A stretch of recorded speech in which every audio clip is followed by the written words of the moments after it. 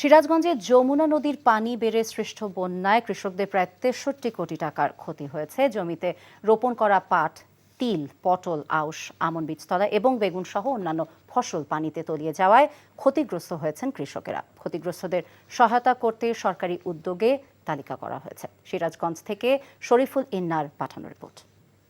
এখন জন্ম সনদ দিয়ে খোলো বিকাশ স্টুডেন্ট অ্যাকাউন্ট। নিজের বিকাশ নিজে কর। সিরাজগঞ্জ সদর, কাজীপুর, বেলকুচি, চৌহালি ও শাহজাদপুরে হাজার হাজার কৃষক এবার বন্যায় ক্ষতিগ্রস্ত হয়েছেন। চলতি মাসের শুরুতে যমুনা নদীর পানি বিপদসীমা অতিক্রম করে চরাঞ্চল ও নিম্নাঞ্চল প্লাবিত হয়। জেলা কৃষি সম্প্রসারণ অধিদপ্তর সূত্রে জানা গেছে, বন্যার পানিতে নিমজ্জিত হয় জেলার ৫ উপজেলার ৬,৫২৫ হেক্টর ফসলি জমি। এর মধ্যে পুরোপুরি ক্ষতিগ্রস্ত হয়েছে ৩,১৮৫ হেক্টর জমির ফসল। এসব জমিতে সবজি, মরিচ, পাট, আউশ ধান, তিল ও বীজতলা ছিল।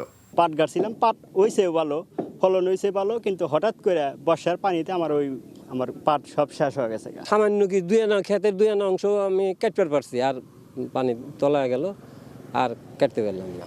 সরকারি উদ্যোগে ক্ষতিগ্রস্ত কৃষকদের সহায়তার জন্য তালিকা করে মন্ত্রণালয়ে পাঠানো হয়েছে। অর্থ বরাদ্দ পেলে কৃষকদের মাঝে বিতরণ করা হবে।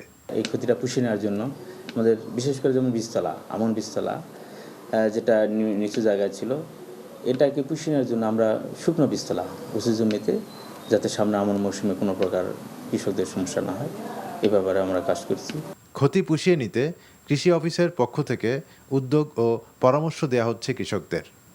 NTV news desk. এখন জন্ম সনদ দিয়ে খোলো বিকাশ স্টুডেন্ট অ্যাকাউন্ট। নিজের বিকাশ নিজে কর।